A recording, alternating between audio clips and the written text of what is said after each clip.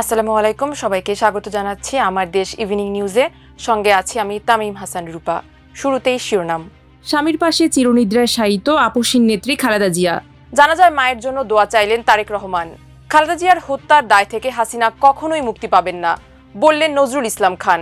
তারেক রহমানের সঙ্গে দেখা করে শোক জানালেন পাকিস্তানের স্পিকার। মোদির ব্যক্তিগত চিঠি তারেক রহমানের কাছে পৌঁছে দিয়েছি, জয়শঙ্কর। দর্শক, এতক্ষণ শুনছিলেন শিরোনাম, এবার বিস্তারিত। বিএনপি চেয়ারপারসন বেগম খালেদা জিয়াকে সংসদ ভবন এলাকার জিয়া উদ্যানে তার স্বামী সাবেক রাষ্ট্রপতি জিয়াউর রহমানের কবরের পাশে সমাহিত করা হয়েছে। বুধবার বিকেল 4:30টার দিকে রাষ্ট্রীয় মর্যাদায় তার দাফন সম্পন্ন হয়। অকৃত্রিম ভালোবাসায় জাতীয় ঐক্যের প্রতীক হয়ে ওঠা খালেদা জিয়াকে শেষ বিদায় জানালো লাখ লাখ মানুষ। অসীম অনন্ত লোকে পাড়ি জমানোর সময় কোটি মানুষের ভালোবাসা সঙ্গী করে নিয়ে গেলেন সাবেক এই প্রধানমন্ত্রী। তার জানাজায় শুধু বাংলাদেশ নয়, মুসলিম বিশ্বের স্মরণকালের বৃহৎ এই জানাজায় অংশ নেয় লাখ লাখ মানুষ। বুধবার বিকেল 3:03 জাতীয় সংসদ ভবনের দক্ষিণ প্লাজায় এ জানাজা অনুষ্ঠিত হয়। প্রধান উপদেষ্টা ডক্টর মোহাম্মদ ইউনুস, উপদেষ্টা পরিষদের সদস্যরা, 3 বাহিনীর প্রধান, বিএনপি মহাসচিব মির্জা ফখরুল ইসলাম আলমগীর সহ দলের শীর্ষ নেতারা এবং লাখ লাখ নেতাকর্মী জানাজায় অংশ নেন। এছাড়া বিদেশি কূটনৈতিকরা অংশ নেন। বুধবার দুপুর 3টার পরপরই জাতীয় সংসদের দক্ষিণ প্লাজায় এ জানাজা অনুষ্ঠিত হয়। এতে ইমামতি করেন বায়তুল মোকাররমের খতিব। তার আগে শুধু মানিক মিয়া অ্যাভিনিউ নয়, আশপাশের কয়েক কিলোমিটার জুড়ে মানুষ অবস্থান নেয় জানাজায় অংশ নিতে। তিল ধারণের জায়গা নেই। এর আগে বিএনপি চেয়ারপারসন ও সাবেক প্রধানমন্ত্রী বেগম খালেদা জিয়ার মৃত্যুতে গভীর শ্রদ্ধা জানিয়ে শোকবার্তা পাঠিয়েছে ভারত। বুধবার দুপুরে জাতীয় সংসদ ভবনে বড় ছেলে ও দলটির ভারপ্রাপ্ত চেয়ারম্যান তারেক রহমানের কাছে শোকবার্তা হস্তান্তর করেন দেশটির পররাষ্ট্রমন্ত্রী ডক্টর এস জয়শঙ্কর। বিএনপির ভেরিফাইড ফেসবুক পেজে এক পোস্টে এ তথ্য জানানো হয়েছে। বিএনপি চেয়ারপারসন ও সাবেক প্রধানমন্ত্রী বেগম খালেদা জিয়াকে শ্রদ্ধা জানাতে ঢাকায় পৌঁছেছেন পাকিস্তানের জাতীয় পরিষদের স্পিকার সারদার আয়াজ সাদিক। বুধবার পাকিস্তান হাই কমিশন বাংলাদেশ তাদের ফেসবুক পেজে এ খবর জানায়। এর আগে বিএনপি চেয়ারপারসন ও সাবেক প্রধানমন্ত্রী খালেদা জিয়ার লাশ জাতীয় পতাকায় মোড়ানো একটি গাড়িতে রাজধানীর এভারকেয়ার হাসপাতাল থেকে তার বাসভবন ফিরোজায় নেওয়া হয়। বুধবার সকাল 9টার দিকে মরদেহ নিয়ে যাওয়া হয়। আর এমন দৃষ্টান্ত শুধু বাংলাদেশে নয়, বিশ্বে বিরল। তিনি ছিলেন বাংলাদেশের প্রথম এবং মুসলিম বিশ্বে দ্বিতীয় নারী প্রধানমন্ত্রী। গণতন্ত্রকে ভালোবেসে তিনি গণতন্ত্র পুনঃপ্রতিষ্ঠার জন্য লড়াই করেছেন এবং দায়িত্ব পেয়ে গণতন্ত্রকে কার্যকর করার উদ্যোগ দিয়েছেন বলেই দেশ বিদেশের গণতন্ত্রকামী মানুষ তাকে গণতন্ত্রের মাতা বলে সম্মানিত করেছে। উন্নয়ন ও সমৃদ্ধির লক্ষ্যে গৃহীত তার কর্মসূচি ছিল অসংখ্য। নারী শিক্ষার প্রসারে উপবৃত্তি প্রথা ও শিক্ষার জন্য খাদ্য কর্মসূচি, মুক্তিযোদ্ধা ও প্রবাসীদের কল্যাণের জন্য পৃথক মন্ত্রণালয় প্রতিষ্ঠা ছিল তার মাঝে অন্যতম। দেশনেত্রীর ব্যক্তিগত জনপ্রিয়তা, সাংগঠনিক সক্ষমতা এবং দেশের স্বার্থে অনমনীয়তা তার রাজনৈতিক প্রতিপক্ষ রাজনৈতিকভাবে মোকাবেলা করতে ব্যর্থ হয়ে তাকে ব্যক্তি শত্রু হিসাবে গণ্য করা শুরু করে। স্বৈরাচারী শেখ হাসিনা, স্বৈরাচারী হোসেন মোহাম্মদ এরশাদ, এমনকি তথাকথিত 1/11 সরকারের সময়ও দেশনেত্রীকে কারারুদ্ধ করা হয়। লাখ লাখ মানুষের উপস্থিতিতে শেষ হয়েছে খালেদা জিয়ার জানাজা। এ সময় পরিবার ও দলের পক্ষ থেকে বক্তব্য রাখেন বিএনপির ভারপ্রাপ্ত চেয়ারম্যান তারেক রহমান। মায়ের জন্য দোয়া চেয়ে সকলের কাছে ক্ষমা প্রার্থনা করেন তিনি।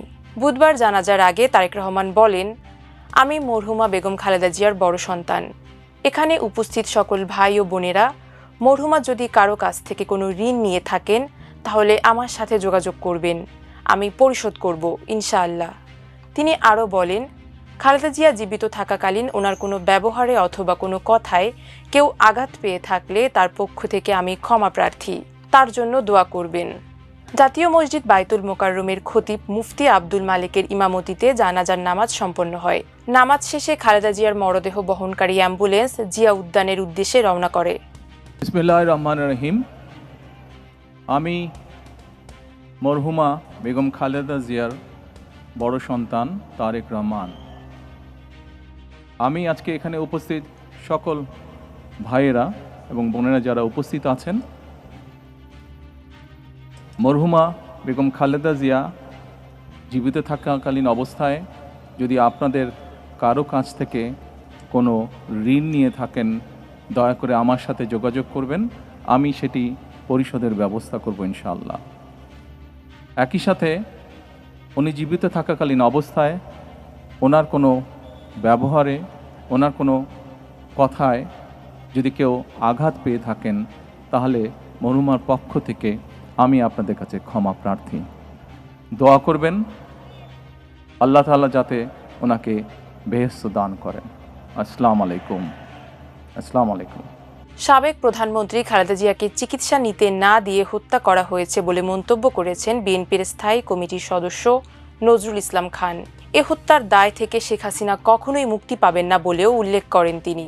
বুধবার রাজধানীর মানিক মিয়া অ্যাভিনিউয়ে খালেদা জিয়ার জানাজার আগে তার জীবন ও কর্ম তুলে ধরে দেয়া লিখিত বক্তব্যে তিনি একথা বলেন। ফাঁসিবাদী হাসিনার ব্যক্তিগত প্রতিহিংসার শিকার হয়ে মিথ্যা মামলায় 2018 সালের 8 ফেব্রুয়ারি থেকে 2 বছরের বেশি সময় অন্ধকার কারাগারে আবদ্ধ থাকার সময় উপযুক্ত চিকিৎসার অভাবে দেশনেত্রী দারুণভাবে অসুস্থ হয়ে পড়েন।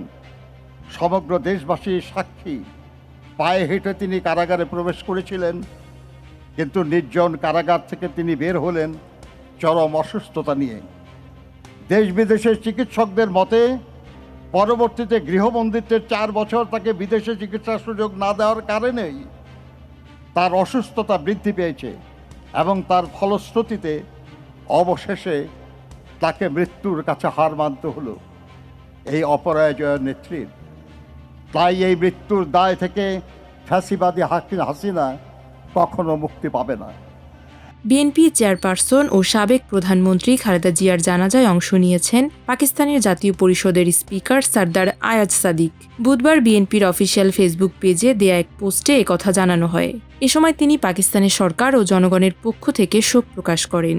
পোস্টে বলা হয়, দুপুরে জাতীয় সংসদ ভবনে বিএনপির ভারপ্রাপ্ত চেয়ারম্যান জনাব তারেক রহমানকে সহমর্মিতা জানান পাকিস্তানের জাতীয় পরিষদের স্পিকার সরদার আয়াজ সাদিক। তারেক রহমানের মেয়ে জাইমা রহমান, বিএনপির স্থায়ী কমিটির সদস্য আমির খসরু মাহমুদ চৌধুরী এ সময় উপস্থিত ছিলেন।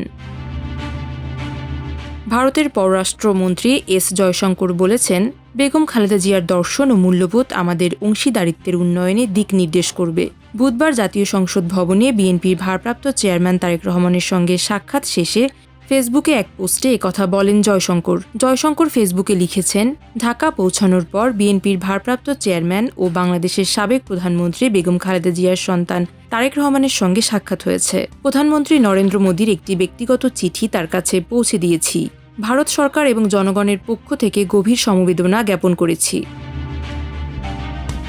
দর্শক, এতক্ষণ দেখছিলেন আমাদের ইভিনিং নিউজের আয়োজন।